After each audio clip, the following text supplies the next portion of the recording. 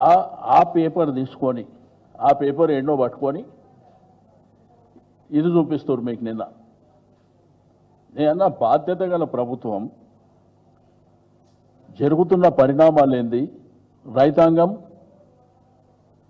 అక్కడ ధర్నా ఎందుకు చేస్తుండ్రు, అక్కడ కంపెనీ రావద్దని వాళ్ళు రోడ్ల మీదకి ఎందుకు వచ్చిండ్రో అది పరిష్కారం చేస్తే బాగుంటుంది. కానీ ఏదో టీఆర్ఎస్ పార్టీనే టార్గెట్ చేయాలి, మమ్మల్నే టార్గెట్ చేయాలి అనే సంకల్పం నిన్న మాట్లాడడం అది మంచి పద్ధతి కాదు. మీరు మాట్లాడేటప్పుడు అన్ని విషయాలు తెలుసుకోవాలి. ఫస్ట్ ఎలిగేషన్ చేసేటప్పుడు మీరు అన్ని విషయాలు తెలుసుకొని మీరు విమర్శ చేస్తే బాగుంటుంది. ఏది తెలియకుండా ministry of environments and forest government of India permissions ఇచ్చే గవర్నమెంట్ ఆఫ్ ఇండియా, అది కూడా తెలియకుండా రాష్ట్ర ప్రభుత్వం ఏదో చేసిందని చెప్పి నేనేదో దాంట్లో క్యాబినెట్లో ఉన్నా అని చెప్పి గట్లా మాట్లాడుతున్నారు. ఇది మంచి పద్ధతి కాదు. మీరు అందుకే ప్రజలలో అబాస్ పాలవుతున్నారు. ప్రతి దాంట్లో కూడా మీరు అనవసరంగా పనికిరాని విషయాలు మాట్లాడి, తెలియని విషయాలు మాట్లాడి అబాస్ పాలు కావద్దు అని చెప్పి నేను ఈ సందర్భంగా తెలియజేస్తున్నా. ఇదంతా కూడా చెప్పే అవసరం లేదు.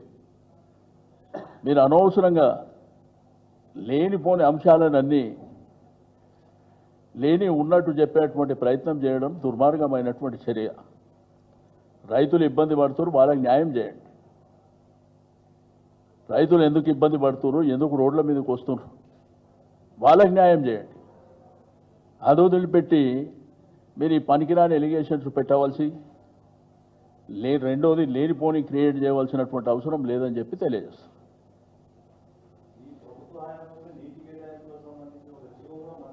నేనేమంటే దాని డెప్త్కి వెళ్తే నేను అప్పుడు ఆ కన్సల్ట్ మినిస్టర్ కాదు. ఒకటి నేను డెప్త్కి వెళ్తే చాలా సబ్జెక్టు చెప్తా. ఇప్పుడు ఆ రోజుల్లో సింగిల్ విండో అని పెట్టింది గవర్నమెంట్. పర్మిషన్ ఇచ్చేదేమో గవర్నమెంట్ ఆఫ్ ఇండియా, ఇక్కడనేమో సింగిల్ విండో పెట్టారు. ఆ అప్రూవల్ అనేది సింగిల్ విండోలో పోతాయి. అవి అది తెలుసుకుంటే మంచిగా ఉంటుంది. ఇక నాకు సంబంధం లేదు, ఇంకా నేను డెప్త్కి వెళ్ళి ఇంకా డీటెయిల్గా చెప్పవలసిన అవసరం లేదని నేను అది వదిలేస్తున్నా.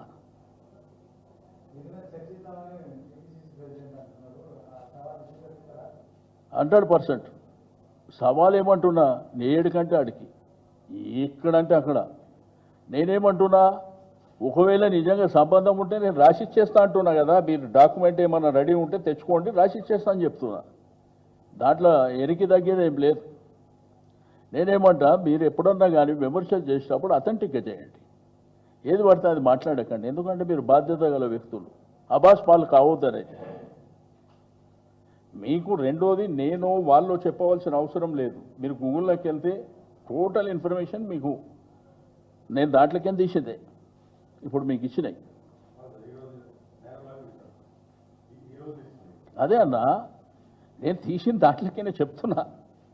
ఇదే పెద్ద సీక్రెట్ కాదు, దాపరికం కాదు, దాచుకునేది కాదు. క్లియర్గా దీంట్లో చూడండి, వాళ్ళు ఎప్పుడు జాయిన్ అయ్యారు, ఎప్పుడు రాజీనామా చేసారు, పక్కనే ఉన్నది. దాని పక్కనే అది వర్కౌట్ కాదని చెప్పి తప్పుకుర్రు అప్పుడే. ఇది ఇప్పుడు కాదు, 8 సంవత్సరాల క్రితం. ఇప్పుడు లేటెస్ట్గా జరుగుతున్న డెవలప్మెంట్ గురించి చెప్పమంటే ఈ పనికిరాని అంశాలన్నీ తీసుకొస్తాం. అది ఇక ఉంటుంది కదా బాస్. రాజకీయాలలో ఏం చేస్తాం, ఇవాళ రేపు ఎట్లా అయిపోయిందంటే రాజకీయాలలో ప్రతి అంశంలో కూడా నోన్ పర్సన్ ఉన్నోళ్ళు, ఫెమిలియర్ ఉన్నోళ్ళని టార్గెట్ చేయడం సర్వసాధారణంగా జరుగుతాయి. సరే, అవన్నీ సందర్భం వచ్చినప్పుడు చూపిస్తాం. కానీ ఇప్పుడు ఏంటంటే బాధ్యత గల వ్యక్తులు, నా సలహా, మీరు విమర్శ చేసేటప్పుడు కొంత జాగ్రత్తగా చేయండి, తెలుసుకొని చేయండి. చేయొద్దని నేను చెప్పను, కానీ తెలుసుకొని చేస్తే మేలు కదా. ప్రజల్ని మీరు కన్ఫ్యూజన్లో క్రియేట్ చేస్తూ ఇష్యూ ఒకటి, ఆ ఇష్యూని సాల్వ్ ఎట్లా చేయాలి అది వదిలిపెట్టి డైవర్ట్ చేయడానికి ఇది ఒక పనికిరాని ఎలిగేషన్స్ పెట్టి అది తప్పు కదా.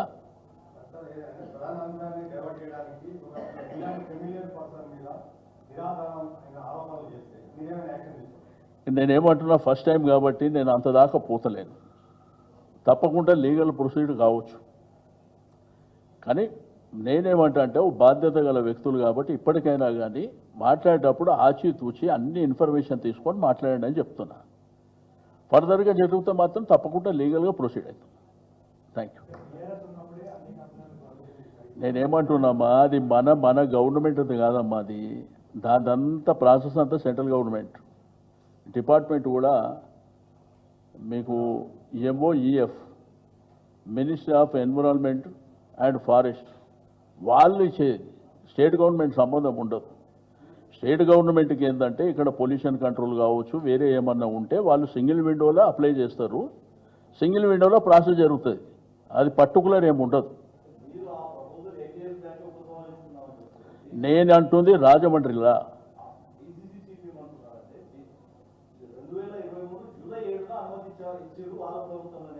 సంతోషం 2023 అంటూ వీళ్ళు రాజీనామా చేసింది 2016 మీ కాపీ ఇచ్చిన 2016 అంటే 7 ఏళ్ల తర్వాత. రెండోది ఇచ్చింది రాష్ట్ర ప్రభుత్వం కాదు, అది తెలుసుకోమని. అది ఇచ్చేది అంతా సెంట్రల్ గవర్నమెంట్. లోకల్ ఫెసిలిటీస్ కోసం సింగిల్ విండోలో వాళ్ళు అప్లై చేసుకుంటారు. ఎవరన్నా ఇండస్ట్రీస్ పెట్టుకునే వాళ్ళు, అది రొటీన్ ప్రాసెస్. అది సంబంధం లేని అంశాన్ని బురదజల్లు. నేనేమంటానా, వాళ్ళు పాపం రైతులంతా రోడ్డు మీదకి వచ్చిర్రు, వాళ్ళు ఇబ్బంది పడుతుర్రు, వాళ్ళ ప్రాబ్లం సాల్వ్ చేయమని వాళ్ళు వద్దంటారు ఫ్యాక్టరీ. అక్కడ మీరు అది చేయమంటే అది వదిలిపెట్టి ఇదేం చెప్పుడా? రెండో వాళ్ళే చెప్తున్నారు, పెట్టిస్తున్నాం మేమే అంటారు, రెచ్చగొడుతున్నాం మేమే. పెట్టించడంలో మేమే అయితే రెచ్చగొట్టడంలో మేము ఎందుకు అవుతాం? మాది ప్రధాన ప్రతిపక్ష పార్టీ, మా బాధ్యత ఏంది? ప్రజల పక్షాన పోరాటం చేయాలి, అదే మా బాధ్యత. ఇప్పుడు మీకు వికారాబాదు లగచర్ల చూసారు.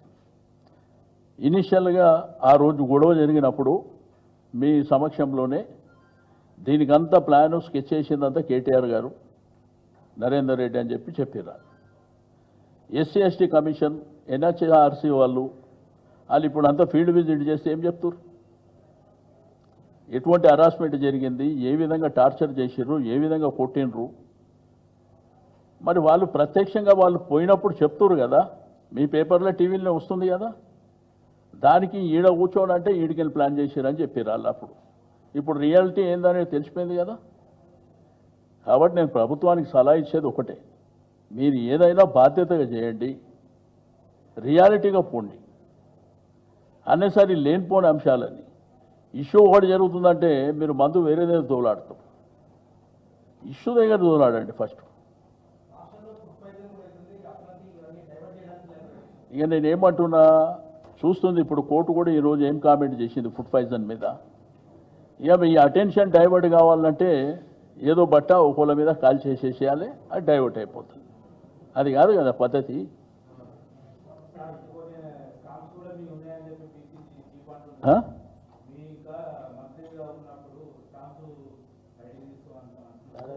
నేనేమంటున్నా బాస్, ఇప్పుడు ఏం సంవత్సరం అవుతుంది కదా, మాట్లాడి చూద్దాం.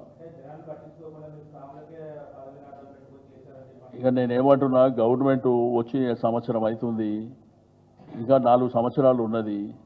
ప్రజలు ఇబ్బందులు ఉన్నారు, రైతులు ఇబ్బందులు ఉన్నారు, నిరుద్యోగులు ఇబ్బందులు ఉన్నారు, మహిళలు ఇబ్బందులు ఉన్నారు. ఆ పని చూడండి ఫస్ట్. Thank you.